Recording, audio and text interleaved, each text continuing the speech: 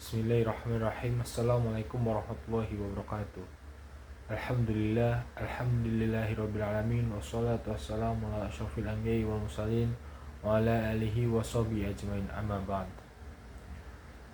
Sebelumnya perkenalkan, nama saya Muhammad Al-Tafal dari program studi pengembangan masyarakat Islam kelas B dengan NIM 430302328. Sebelum memulai penjelasan materi saya yang akan sampaikan pada hari ini, yaitu mengenai karakteristik seorang dai dan seorang mat'u.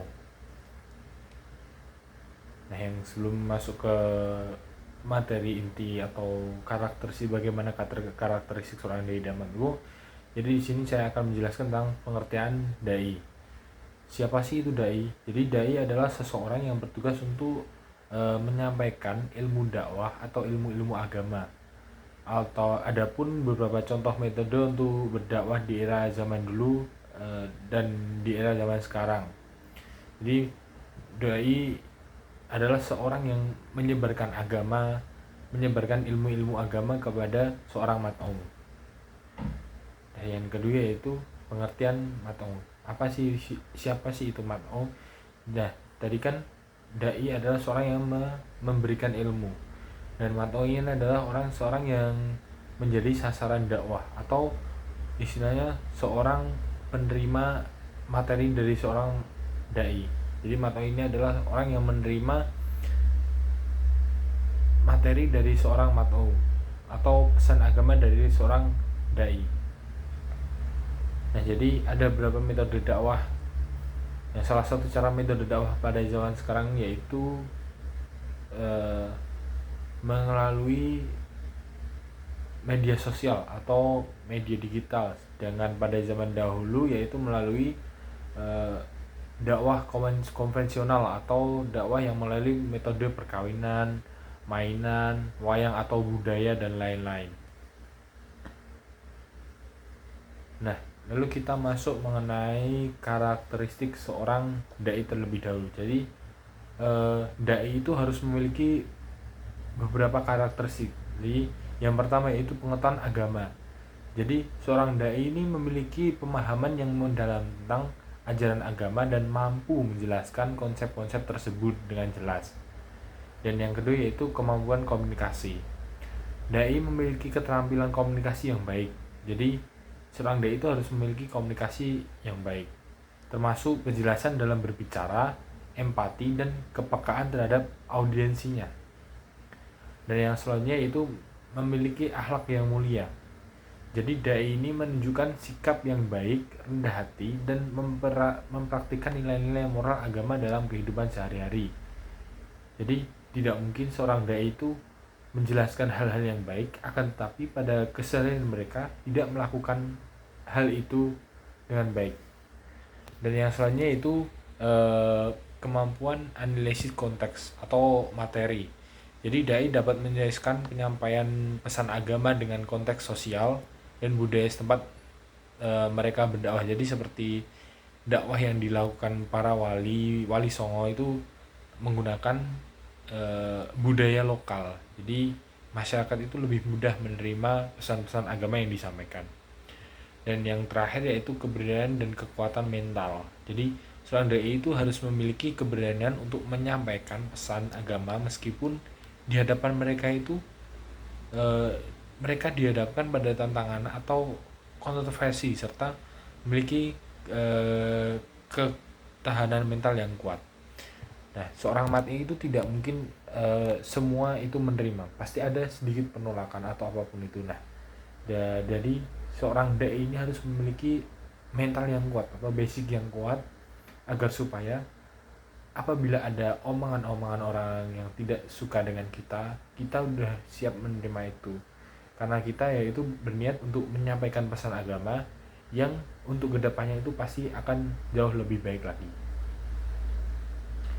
Dan yang selanjutnya yaitu karakteristik mat'u. Jadi ada beberapa yang saya angkat di dalam materi kali ini. Jadi yang pertama yaitu keterbukaan pemikiran seorang mat'u. Mat'u itu memiliki keterbukaan terhadap ide-ide baru dan kemauan untuk mempertimbangkan pesan agama dengan pikiran yang terbuka. Yang kedua yaitu keterampilan terhadap agama, ketertarikan terhadap agama. Jadi Mat'u menunjukkan minat yang kuat terhadap ajaran agama dan bersedia mendengarkan pesan dakwah. Maka dari itu seorang Mat'i jadi tertarik untuk mendengarkan atau mengikuti dakwah-dakwah seorang dai, dan mereka juga meresap masuk nilai, semua materinya itu masuk ke dalam pikiran Mat'i, pikiran Mat. Dan yang ketiga yaitu kesediaan belajar. Mat'u memiliki kesediaan untuk belajar dan meningkatkan pemahaman agamanya melalui proses dakwah. Jadi dengan kemauan belajar ini, seorang Mat'u lebih mudah, sangat mudah untuk menerima pesan-pesan yang disampaikan oleh seorang dai. Karena dari dalam diri sendiri, dari dalam diri seorang Mat'u sudah memiliki niat untuk, oh saya ini akan belajar di sini, jadi saya harus memperhatikan dengan baik. Nah, itulah menjadi kunci, salah satu kunci agar kita itu bisa menerima pesan dakwah dan ilmu-ilmu agama yang disampaikan. Nah, yang keempat yaitu sikap hormat. Mat'u menunjukkan sikap hormat terhadap dai dan pesan agamanya, meskipun mungkin ada perbedaan pendapat di antara mereka. Jadi anggap saja ada perbedaan pendapat itu pasti. Nah, makanya di dalam mungkin ada berdakwah itu, mungkin kita bisa mengajukan pertanyaan apabila kita masih ada istilahnya kalau pendapat ini kok kurang di saya. Nah, mungkin bisa langsung ditanyakan atau dengan cara yang lain. Dan yang terakhir yaitu seorang Mat'u itu harus kritis dan analitis. Jadi Mat'u memiliki kemampuan untuk menganalisis pesan secara agama secara kritis, bertanya dan mencari kepemahaman yang lebih mendalam. Nah, seperti yang saya jelaskan tadi yaitu di bagian sikap hormat. Jadi apabila ada yang masih semisal materi dakwah itu masih mengganjal di hati kita, maka jangan sungkan-sungkan dulu bertanya. Jadi seperti pepatah dari yang berbicara, malu bertanya saat di jalan. Nah, itu makanya kita harus banyak-banyak mencari informasi, menggali lagi informasi agar semua informasi yang kita terima itu juga benar dan sudah valid. Nah, jadi yang terakhir yaitu masuk ke kesimpulan. Jadi kesimpulan dari karakteristik dai atau pendakwah itu adalah mereka yang memiliki motivasi untuk menyebarkan agama Islam atau menyebarkan agama, memperbaiki moralitas manusia dan membantu orang mencapai pemahaman spiritual yang lebih mendalam. Dan mereka ini berupaya menciptakan perubahan positif dalam masyarakat melalui dakwah ini. Sementara itu karakteristik Mat'u adalah atau pendengar atau penerima dakwah dari seorang dai, yaitu mencakup keinginan untuk memahami dan mengamalkan ajaran agama serta membuka diri terhadap perubahan positif dalam perilaku dan pemikiran.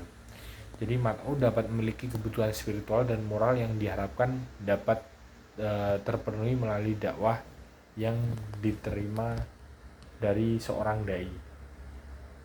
Nah, mungkin itu saja yang dapat saya sampaikan untuk memenuhi tugas ujian akhir semester. Kurang dan lebihnya mohon maaf. Wabillahi taufiq wal hidayah.